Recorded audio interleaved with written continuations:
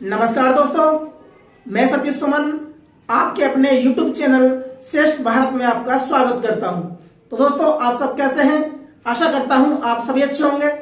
दोस्तों, आज पढ़ेंगे हम इतिहास और इतिहास में पढ़ेंगे हम बहराम शाह। ठीक है, जन्म कब होता है इसका? जन्म होता है 9 जुलाई 1212 को। 9 जुलाई 1212 को जन्म होता है। पिता है इल्तुतमिश और माता है तुर्कान खातून। बहन का नाम है इसकी रजिया सुल्तान, जो कि भारत की पहली महिला शासका रही है। ठीक है, इसके अलावा इसके 2 सौतेले भाई भी हैं। पहले महमूद, जिसकी मृत्यु इल्तुतमिश यानी कि उसके पिता के समय ही हो गई थी। इल्तुतमिश ने इसका मकबरा यानी कि महमूद का मकबरा दिल्ली में बनवाया, जिसे हम सुल्तानगढ़ी का मकबरा कहते हैं। तो ये जो सुल्तानगढ़ी का मकबरा है, ये किसी भी सुल्तान के द्वारा पहला मकबरा माना जाता है। यही कारण है कि मकबरा शैली का जनक इल्तुतमिश को कहा जाता है। महमूद हो गया। महमूद के अलावा एक और भाई रहा है रुकनुद्दीन फिरोज, जो कि रजिया सुल्तान से पहले का शासक रहा है कुछ समय के लिए।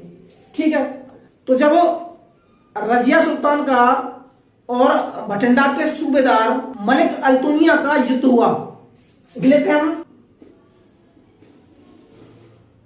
मलिक अल्तुनिया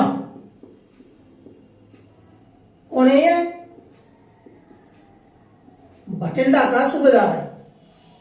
ठीक है, इसका और रजिया का युद्ध हुआ, जिसमें रजिया हार जाती है और बठिंडा में कैद कर ली जाती है और बठिंडा के किले में कैद कर ली जाती है। इसका फायदा उठाया इसके भाई बहराम शाह ने। काम क्या किया उसने? बहराम शाह ने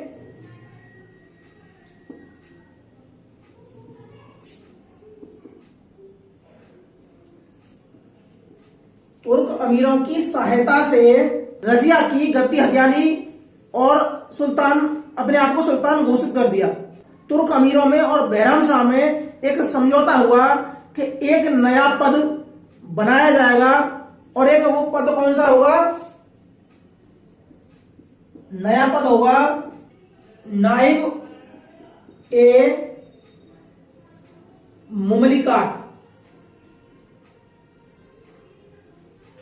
नाइब ए मुमलिकात नया पद बनाया जाएगा और उस पद पर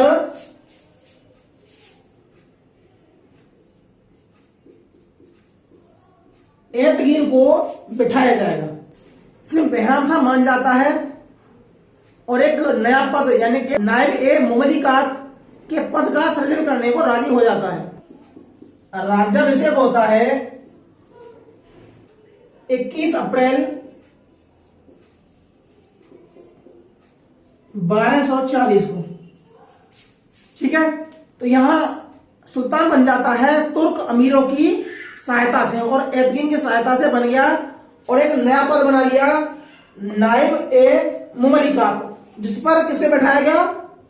एतगीन को। यह प्रश्न एग्जाम में आया भी है और आगे भी आ सकता है कि नाइब ए मुमलिकात के पद पर सबसे पहले किसको बैठाया गया? तो यह है एतगीन को। राज्याभिषेक कब होता है? 21 अप्रैल 1240। भले ही राज्याभिषेक की तारीख न आए, लेकिन राज्याभिषेक कहां होता है यह आ सकता है। तो यह है दिल्ली के लाल महल में इसका राज्याभिषेक होता है बहराम शाह का। ठीक है, यहां तक आगे देख लेते हैं। अब हम बात करेंगे नाइब ए मुमलिकात की। कौन है? तो है एतगीन। तो हम देख चुके हैं कि एक नया पद बनाया गया नाइब ए मुमलिकात। किसे बैठाया गया? एतगीन को। ठीक है, अब एतगीन अपनी स्थिति को सुदृढ़ करने के लिए, मजबूत करने के लिए बहराम शाह की एक विधवा बहन से शादी कर लेता है। क्या करता है?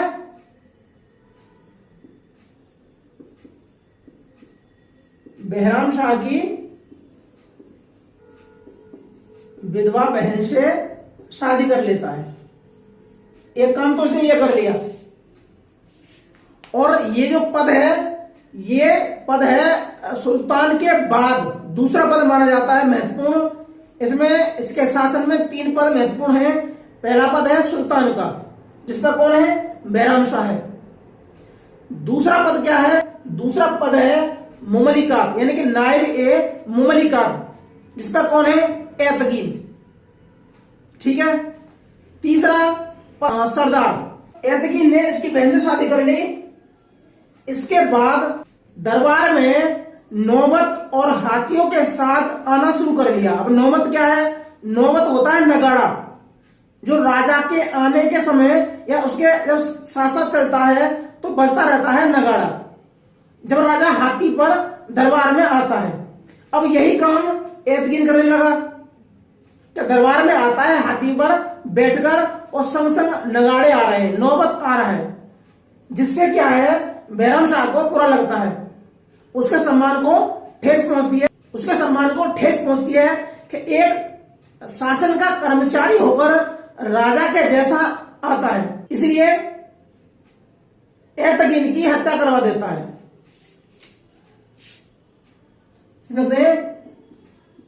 नौबत और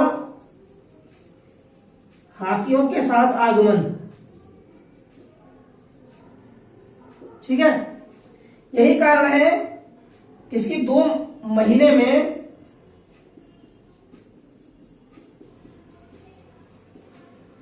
एतकीन की हत्या करवा देता है। 2 महीनों में एतकीन की हत्या करवा देता है अपने सम्मान को बचाने के लिए। इससे तुर्क अमीर भड़क जाते हैं। इसी समय इसके जो दूसरा एक महत्वपूर्ण पद है वो है अमीर हाजिब। अमीर हाजिब इसके मरने के बाद शासन सुल्तान के बाद जो पूरा दारोमदार होता है, पूरे से सारे अधिकार होते हैं एतकीन के, वो अमीर हाजिब को मिल जाते हैं। अमीर हाजिब। अब अमीर हाजिब कौन है? अमीर हाजिब है बदरुद्दीन सुनकर रूमी। अमीर हाजिब है बदरुद्दीन सुनकर रूमी खां। वो षड्यंत्र करने लग जाता है बैराम शाह को मारने का। यानी कि अमीर हाजिब इसका एतकीन के मरने के बाद सारे अधिकार आ जाते हैं अमीर हाजिब पर, और अधिकार आते ही सत्ता पर बैठने की महत्वाकांक्षा जाग उठती है बदरुद्दीन सुनकर रूमी खां की। जब इसकी जानकारी बैराम शाह को होती है तो बैराम शाह इसका तबादला यानी कि इसको पहुंचा देता है बदायूं का सूबेदार बनाकर, और साथ में चला जाता है इसके साथ में 3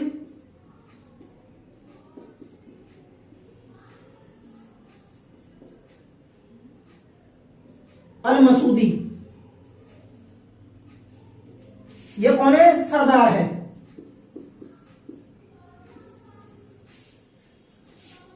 षड्यंत्र अब भी कर रहा है।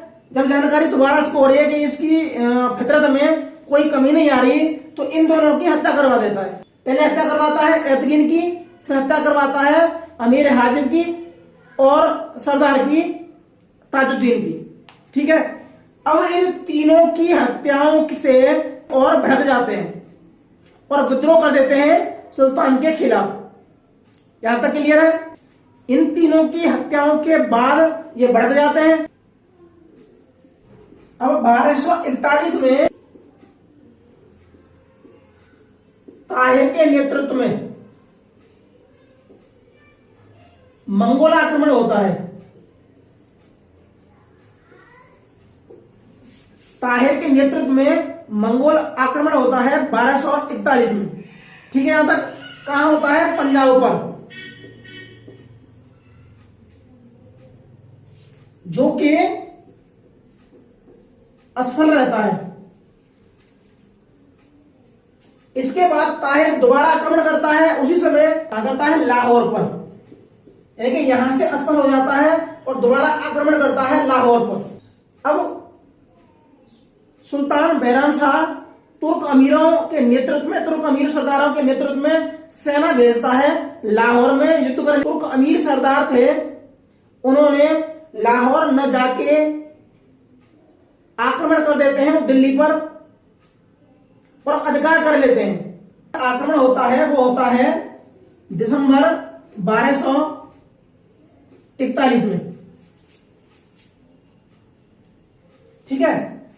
अब वो जो दिल्ली पर आक्रमण कब होता है, दिल्ली पर होता है वो 10 मई 1242 में। 3 दिन बाद यानी कि 13 मई 1242 को सुल्तान की हत्या कर देते हैं। सुल्तान बैराम शाह की हत्या कर देते हैं सरदार,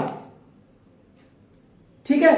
और इसके बाद इसके बेटे अलाउद्दीन मसूद खान को गद्दी पर बैठा देते हैं सुल्तान बनाकर। इसके बाद कौन बना उत्तराधिकारी,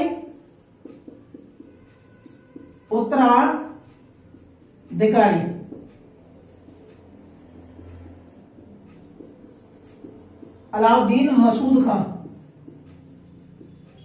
ठीक है। आज पढ़ा हमने बैराम शाह के बारे में, जिसका शासन रहता है 1240 से लेकर 1242 तक, यानी कि 2 साल तक इसका शासन रहता है।